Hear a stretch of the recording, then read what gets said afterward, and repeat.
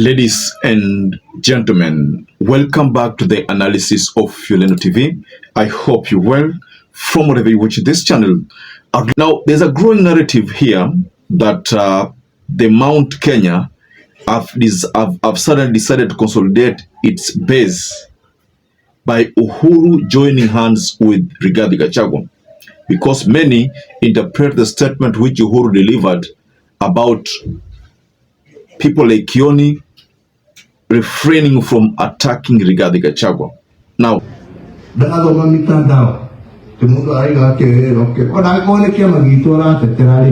which is good. Tunataka wapiganie chama yetu ama namna gani? Na hiyo ni mzuri. There are people who believe that move is because of the move that RUTO took to reunite with his long-time nemesis, long-time political enemy. And I'm talking about Gideon Moi. Because of that reason, there are people who want to believe that Uhuru Muigai Kenyatta has wronged Kenyans by attempting to team up with Rigathi Gachagua. Now, I'll be honest with you, I'm not going to be the first person to throw a stone at Uhuru Muigai Kenyatta simply because of the statements he made.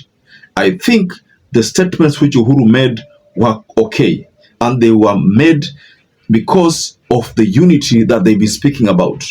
If Uhuru could unite with Raila, someone they have battled the presidency with, why not someone like Rigathi Gachagua? That's why I maintain I'm not going to be the first person to throw a stone at Uhuru Muigai Kenyatta. Now, let me give you a biblical reference, biblical example of this kind of scenario. In the biblical account in John chapter 8, verse 1 to 11, Jesus was presented with a woman caught in adultery. Now, whom the scribes and Pharisees insisted should be stoned according to the law of Moses.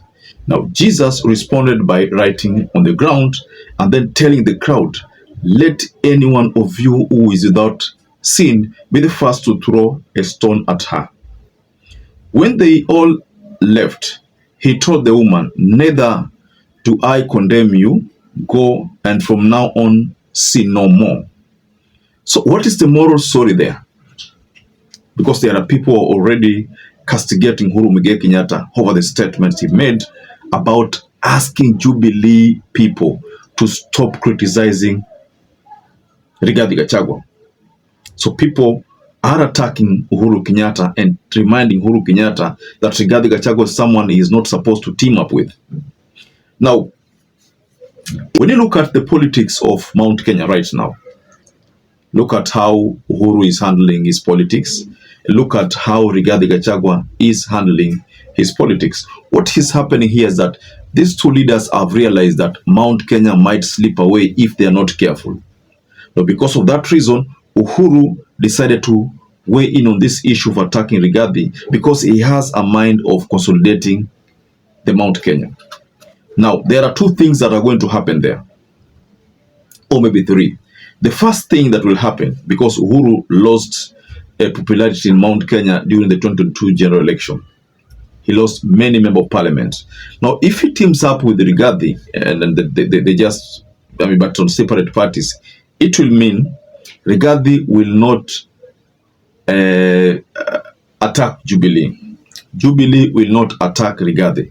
But Jubilee will have an advantage, probably reap from that unity and get more seats in the mountain. Now, what is that going to be to Rigathi? It's going to work negatively in terms of Rigathi Gachagua's politics, because Rigathi, for him to be the kingpin there, he must be the one who is seen to be doing a lot of the talking. But doing a lot of the talking is attacking Jubilee and attacking Kenya Kwanza so that he can benefit from that confusion and have DCP get more members. Now, there's another thing to this. You know, politics is something that you need to look at carefully. And we're not ruling out any possibility of spies. If Rigathi and Uhuru team up, according to what people are saying, then it will mean the people in Uhuru's camp will have to know some secrets about the presidency surrounding united opposition. Now, these secrets can serve two purposes. They can serve to build united opposition, or they can serve to destroy united opposition by some individuals or some elements channeling the same secrets to Ruto's faction, and they will use these secrets to beat united opposition. And I'm talking about the strategies.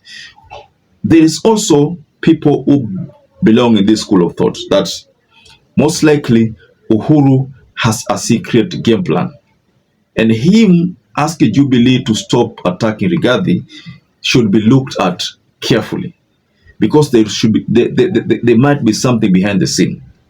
It can be possible that the strategy is to try to understand what is it that united opposition is doing, how is it maneuvering, so that the moment they have learned about the weaknesses of united opposition, then Ruto wins.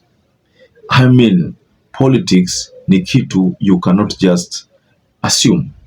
That's why I always agree with Mandago. And Mandago at one particular time told us that siweke siasa kwa roho. There was a very good reason why he was saying so. The most important thing behind that was that if you do that and then things end up differently, like they are already being seen right now, you might find yourself being the enemy. So take it easy in politics. Then we are told something with the Okiya Omtatah. Okiya Omtatah at one particular time told us that when the prison warders realized that there is some kind of prison break, then, you know, because the prison warders normally have some vote whereby there's someone who is a chief warder, person who heads all those the warders in that area. So what happens is that when there is a prison break, and assume there's a prison break and everybody has just vanished, there are no prisoners. So these prison warders and the chief warder, what will they be protecting? So that is why at one particular time Okiya Omtatah had a message. He said the dynasties, he used an example of dynasties, have realized that there's some kind of prison break. So what they are doing, they are coming up together to prevent this prison break from occurring, so that they can continue managing them. See, it was an example he brought on board, but I don't know they should relate to what is happening between Uhuru and Rigathi Gachagua's renewed, probably, friendship. I don't know, but we'll just look at what is going to unfold as time passes by. So, ladies and gentlemen, I just said that I'm not going to be the first person to throw a stone at Uhuru. So, are you the one who is going to throw the first stone at Uhuru Muigai Kenyatta for the statements? There's a very good reason why that question I channeled to you. Just tell us below on the comment section. Are you going to be the first person to throw the stone? Definitely, I'm not going to be the first person. So perhaps if you're watching this video and you've not subscribed, take 1 second and subscribe, like this video. Until you catch up again, stay safe and stay blessed.